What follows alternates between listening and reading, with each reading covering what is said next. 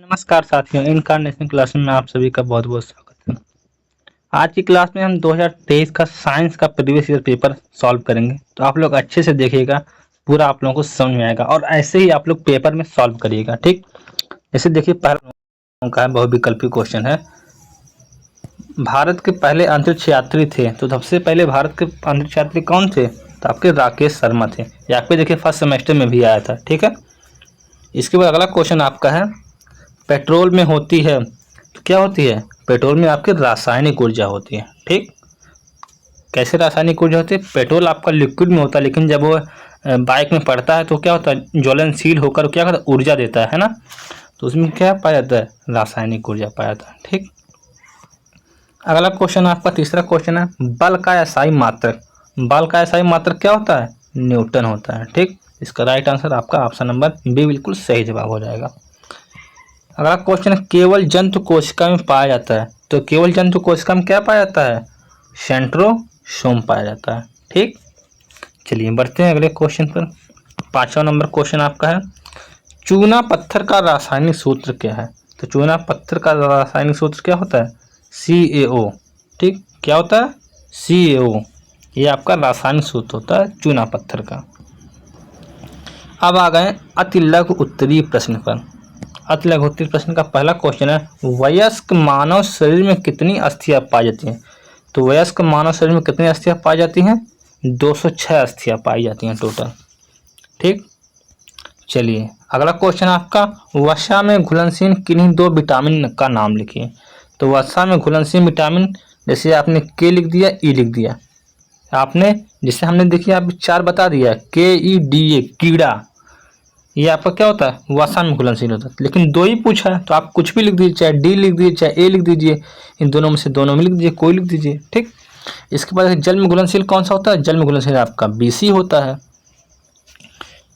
अगला आपका क्वेश्चन है, टीकाकरण क्या है लिखिए। तो टीकाकरण क्या होता है? जैसे नहीं हम लोग वैक्सीन लगवाते हैं छोटे बच्चों को ले जाकर जो है सरकारी प्राइमरी विद्यालय पर, तो क्या होता है? तो उचित समय पर टीका लगाने से बच्चों में क्या होता है? एक विशेष प्रकार के रोग से के विरुद्ध लड़ने की क्षमता क्या होती है? विकसित होती है, जिसे क्या कहते हैं? टीका कहते हैं। नहीं, जैसे क्या होता है? पोलियो का टीका पहले लगता था ना, अभी भी लगता है। तो बच्चों को ले जाते हैं, जब बच्चा छोटा था तो ले जाते हैं पोलियो का टीका लगवाने के लिए, होता ना। तो वही आपका होता है टीकाकरण। इसके बाद अगला क्वेश्चन है, किन्हीं दो कीटभक्षी पौधों का नाम लिखिए। तो कीटभक्षी पौधे वे आपके होते हैं जो कीटों का भक्षण करके अपना जो है प्रोटीन, क्या होता है? प्रोटीन जो है उससे बनाते हैं, यानी कि प्रोटीन का यानी कि उससे प्रोटीन अपना प्राप्त करते हैं। ठीक, क्योंकि जो प्रोटीन होता है वह आपका जो होता है, ऐसे जो कीटभक्षी जो पौधे होते हैं वो दलदली स्थानों पर पाए जाते हैं। उसमें जो होता है नाइट्रोजन की कमी के कारण जो होता है उसमें जो होता है प्रोटीन उससे नहीं उसमें प्राप्त होता है। इसलिए ये क्या करते हैं? कीटभक्षी यानी कि कीटों को पकड़कर उसका चूस लेते हैं, तब वह जो है आपका इससे अपना प्रोटीन बना लेते हैं। ठीक, अगला क्वेश्चन है, किसी तत्व के 2 समस्थानिक परमाणुओं में किसकी संख्या भिन्न होती है? किसकी संख्या भिन्न होती है? न्यूट्रॉन की संख्या भिन्न होती है। ठीक, चलिए आगे बढ़ते हैं। अगला क्वेश्चन है आपका, चाल किसे कहते हैं? इसका मात्रक भी लिखिए। देखिए, किसी भी वस्तु द्वारा किसी दिशा में समय के साथ तय की गई दूरी क्या कहलाता है? चाल कहलाता है। और इसका मात्रक हो जाएगा आपका मीटर पर सेकंड।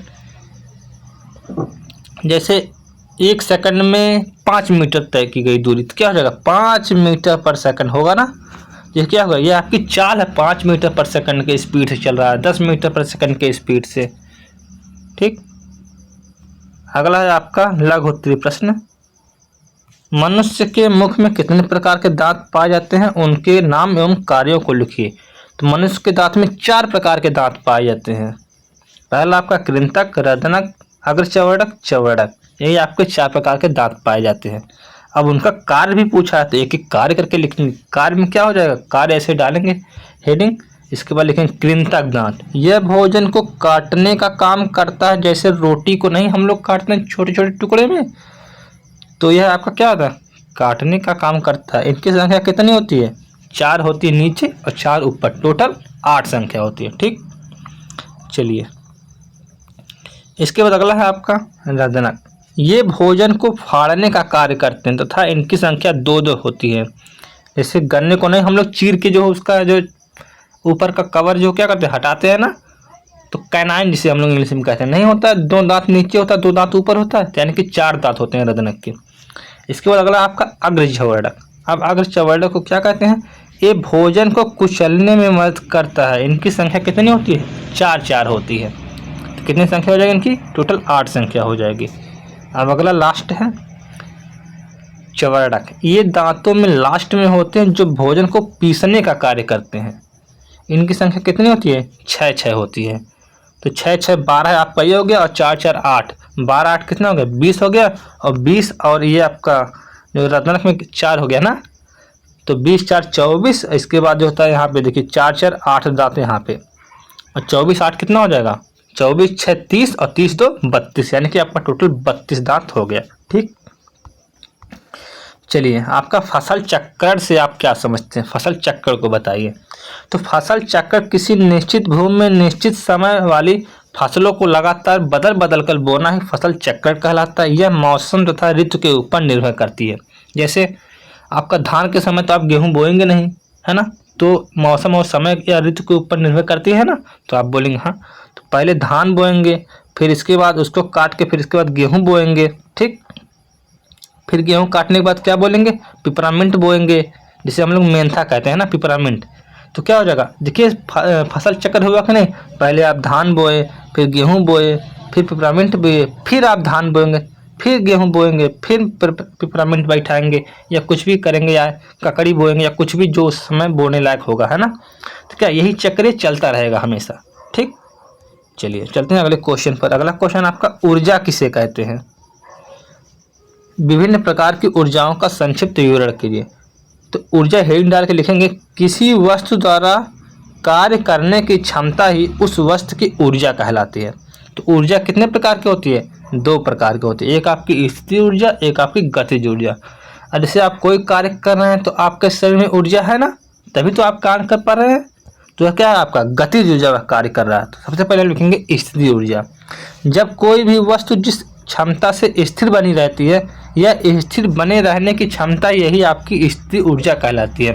जैसे कोई भी पिंड स्थिर है तो वह किसी जो है क्या है, किसी ऊर्जा के कारण वह जो है वह स्थिर है, तो वह आपका स्थिर ऊर्जा कहलाता है। गतिज ऊर्जा क्या होता है? किसी वस्तु में उसके गति के कारण कार्य करने में जो क्षमता उत्पन्न होती है उसे गतिज ऊर्जा कहते हैं। ठीक, जैसे कोई भी व्यक्ति दौड़ रहा है तो उसकी वह क्षमता है, तो इसलिए वह उसकी ऊर्जा होती है। कौन सी ऊर्जा होती है? गतिज ऊर्जा कहलाती है।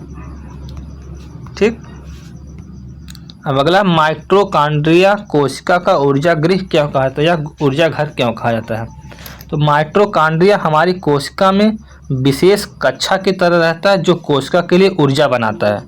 इस प्रक्रिया को कोशिका श्वसन के रूप में जाना जाता है। जैसे कोशिका सांस लेती है, इसके बाद उसी के रूप में वह बना के ऑक्सीकरण करके वह जो है ऊर्जा उत्पन्न करते हैं। कोशिकीय श्वसन में शामिल अधिकांश क्रियाएं माइटोकॉन्ड्रिया में ही होती हैं। यह एटीपी के रूप में ऊर्जा जो उत्पन्न करती है, एमिनो ट्राइफॉस्फेट के रूप में, तथा उसका अपना खुद का डीएनए तथा राइबोसोम्स भी होता है।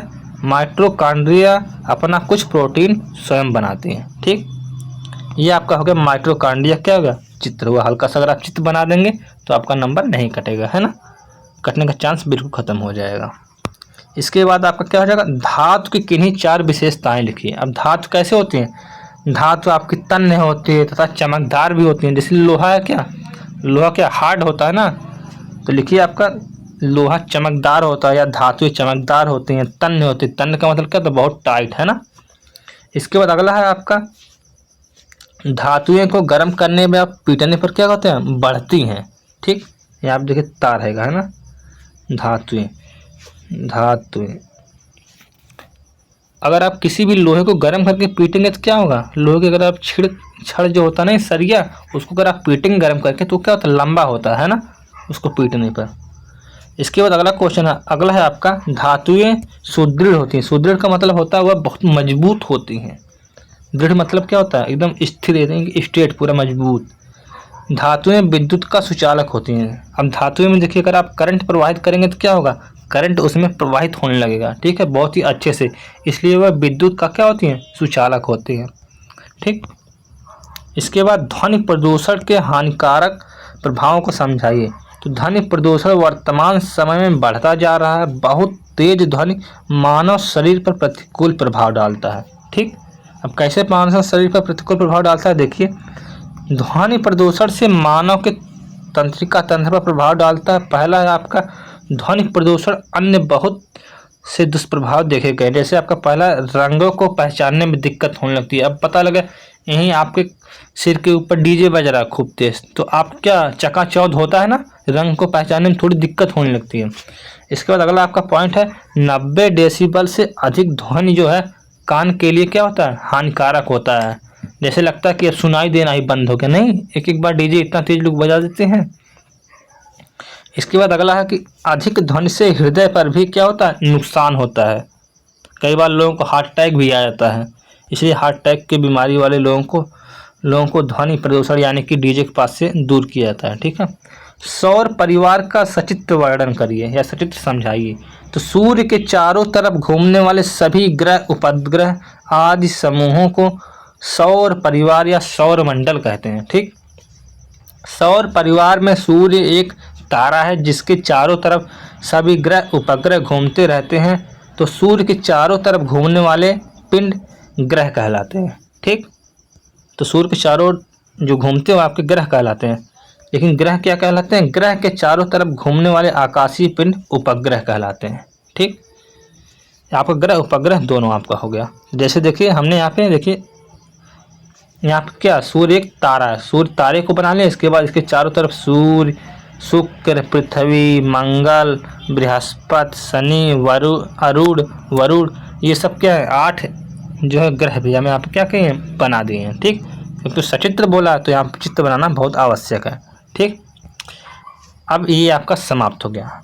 अगर इसका आप लोगों को PDF चाहिए एज इट इज, तो आप लोग जो है इनकार्नेशन क्लासेज इस वीडियो के डिस्क्रिप्शन में दिया गया है इसका लिंक, चैनल का, टेलीग्राम का, वहाँ से भी आप जुड़ कर जो है इसका PDF ले सकते हैं, ठीक। अभी इसका PDF डाल दिया जाएगा। तो बस इसी तरह आप लोग कॉपी लिखिएगा, आप लोगों को पूरा नंबर अच्छे से मिलेगा, ठीक है। तो फिर आपसे मिलते हैं आपसे एक नेक्स्ट वीडियो में। Thank you, bye bye, take care.